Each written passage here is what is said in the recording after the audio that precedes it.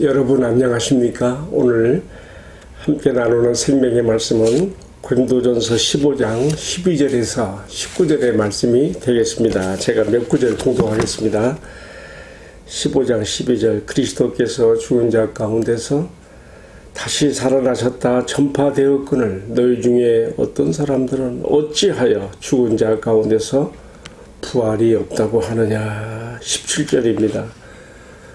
그리스도께서 다시 살아나신 일이 없으면 너희의 믿음도 헛되고 너희가 여전히 죄 가운데 있을 것이요 또한 그리스도 안에서 잠자는 자도 망하였으리니 만일 그리스도 안에서 우리가 바라는 것이 다만 이 생의 삶뿐이면 모든 사람 가운데 우리가 더욱 불쌍한 자리라.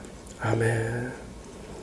사랑하시는 주님, 오늘도 이 말씀을 시청자들과 함께 나눌 때에 주의 성령께서 이 말씀을 각각의 심령 가운데 적용하여 주시고 신앙생활의 활력과 축복이 되게 하옵소서. 예수님의 이름으로 기도합니다. 아멘.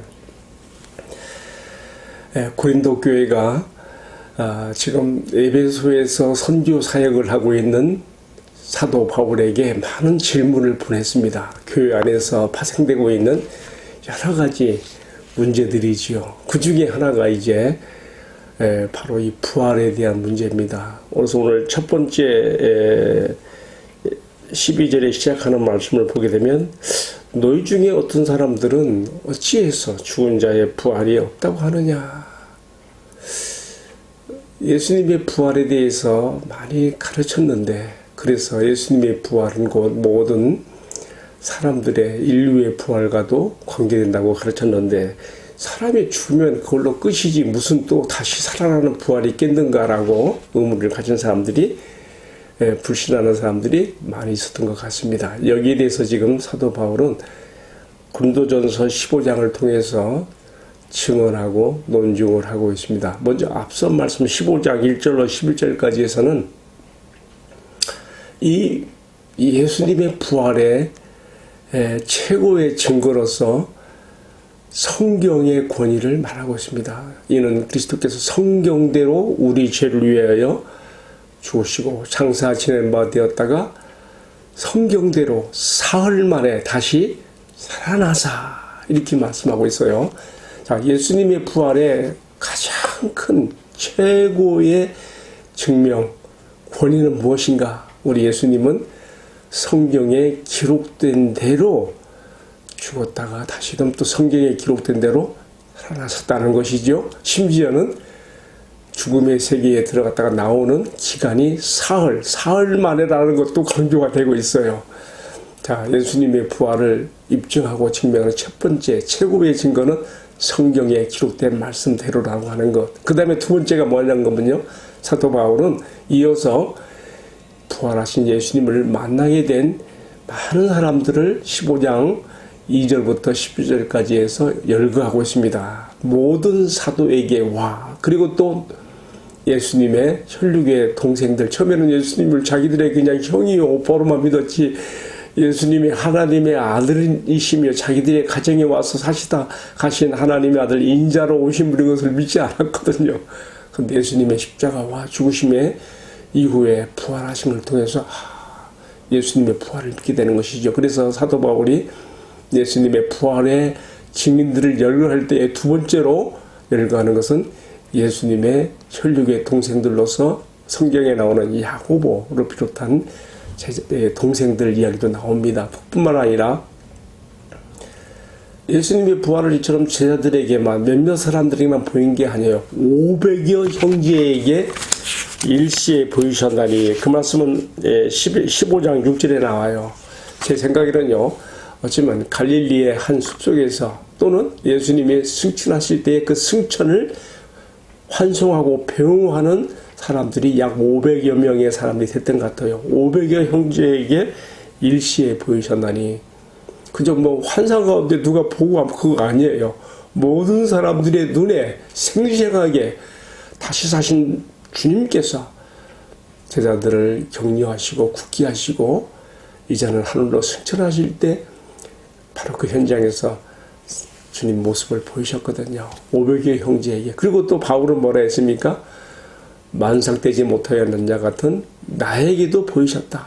나는 사도라 일컬음 받기에는 나는 정말 합당하지 않은, 나는 지극히 부족한 자이지만 나 같은 것에게도, 기독교의 박해자였던 나 같은 것에게도 주님이 나타나 보이셔서 나를 부활의 증인으로 삼으셨다. 이렇게 앞에 15장 1절로 11절까지에서는 예수님의 부활의 증거, 증명들을 이렇게 나타내고 있습니다. 최고의 권위로서 성경을 가지고 말씀했고, 두 번째로는 부활의 증인들, 목적자들을 말했어요. 자, 오늘의 말씀에는요, 이처럼 예수님의 부활이 확실하고 많은 본 사람들이 있고 성경에 기록된 대로 되어진 것인데 왜 너희 가운데는 이 부활을 믿지 못하는 자들이 있느냐? 예수님의 부활은 예수님 자신이 끝나는 것이 아니에요. 예수 믿는 우리들도 다 똑같이 부활의 첫 열매 되신 예수님처럼 부활해서 영광에 들어갈 것을 보이시는 것이거든요. 그래서 참 우리가 예수 믿는 것이 얼마나 기가 복된 것인지를 받아들이고 믿음의 국에서 나가야 되는데 부활을 믿지 못한 사람들이 있었단 말이에요. 그래서 오늘 이 15장 12절 19절은 바로 이 점에 대해서 말하면서 반어법을 쓰고 있어요. 지금 바울이 만일 부활이 없다면 이라는 가정법을 써서 우리가 얼마나 불행한 사람들이 되는가에 대한 것을 역설적으로 말함으로써 부활이 얼마나 우리에게 귀한 축복인가를 말하는 것이죠. 자, 첫 번째가 뭐냐면요, 이렇게 말했어요. 만일 부활이 없다면 17절에 보면요, 너희의 믿음도 헛되고 너희가 여전히 죄 가운데 있을 것이요. 그렇죠. 살아있는 사람이 우리 믿음의 대상인 것인지 죽어버리고 없는 사람을 우리가 무슨 믿음의 대상으로 삼습니까? 제가 언젠가 중국 선교차 중국에 가서 베이징에 있는 천안문 광장에 가봤더니 중국인들은 모택동을 최고의 지도자로 삼고 있지 않습니까? 모든 화폐에 다 모택동에 초상화가 들어가죠. 죽은 모택동을 이렇게 미라로 만들어서 이렇게 관에 넣어서 천안문 광장에 놓고 많은 사람들이 와서 보게 하는 것을 보았습니다. 여러분, 한 번 죽고 없는 사람을 어떻게 믿음의 대상으로, 숭배의 대상으로 삼을 수가 있겠습니까? 그 되는 것이 아닌 것이죠. 바울은 말합니다. 만일 그리스도께서 다시 사신 것이 아니라면 너희가 그리스도를 전파하는 것도 다 쓸데없는 일이고 우리가 믿는 것도 다 헛다리 짚고 있는 거지. 믿음도 헛되다라고 말하는 것이지. 우리는 살아계신 부활하여 우리 죄를 위해 십자가에 죽으셨지만 다시 3일 만에 살아나신, 지금도 우리에게 생생한 믿음의 대상이 되시는 우리가 예수님을 믿는 것을 이렇게 증명하는 것이죠. 또 이렇게 말했어요. 만일 그리스도께서 다시 살아나는 것이 없다면 너희가 여전히 죄 가운데 있을 것이요. 이거 굉장히 중요한 얘기예요. 예수님의 십자가에서 우리 죄를 위해 피 흘려 죽으신 것이 우리 죄를 속하기 위한 것이라고 하는 증거가 뭘로 되냐 이거죠. 죽어버리고 끝나버리면. 바울은 지금 여기서 구약적인 비용으로 말하고 있어요. 구약에서 대제사장들이 매년 7월 10일에는 대속죄일에 백성들의 죄를 다 대신 짊어지고 1년에 한 번 들어갈 수 있는 지성소에 들어가서 백성들을 위한 속죄 제사를 드려요. 근데 만일 제사장 자신의 죄의 문제가 있거나 또는 다른 이유로서 하나님께서 그 제사를 받지 않으시면은 대제사장이 거기서 죽어서 나와요. 그래서 대제사장이 입는 이 대제사장 겉옷 내봇에는요, 방울이 달려 있어가지고 움직일 때마다 방울 소리가 나는 거예요.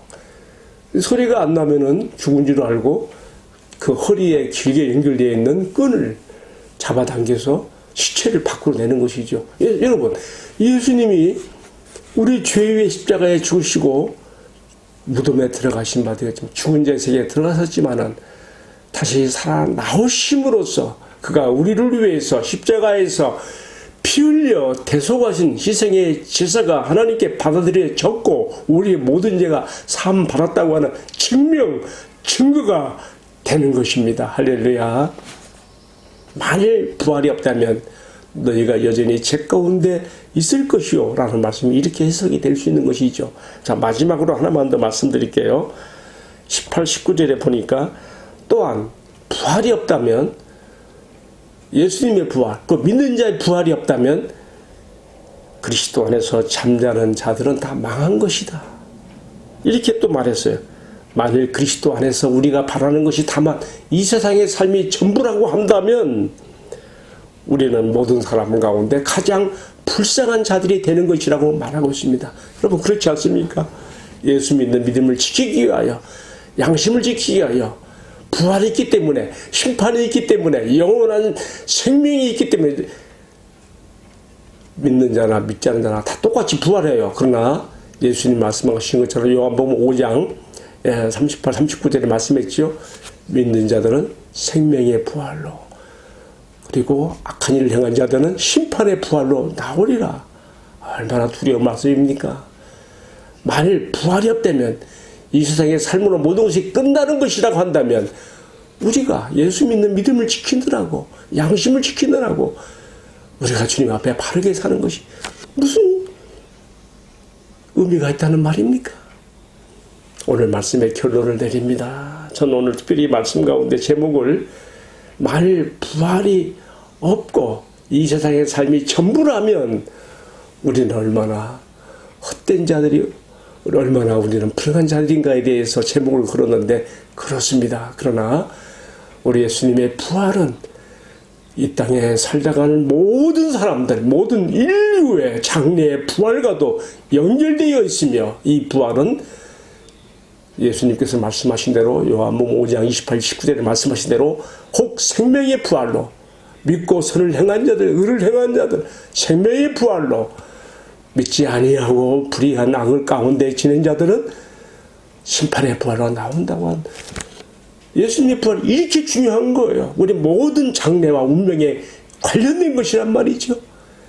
오늘 우리는 예수님이 부활이 곧 나의 부활이고 나의 영원한 장래와 삶을 예수님의 부활의 터 위에서 내가 세워간다고 하는 것을 마음 깊이 새기고 이 부활 신앙으로 소망 가운데 살아가시기를 주님의 이름으로 축복합니다. 기도하겠습니다.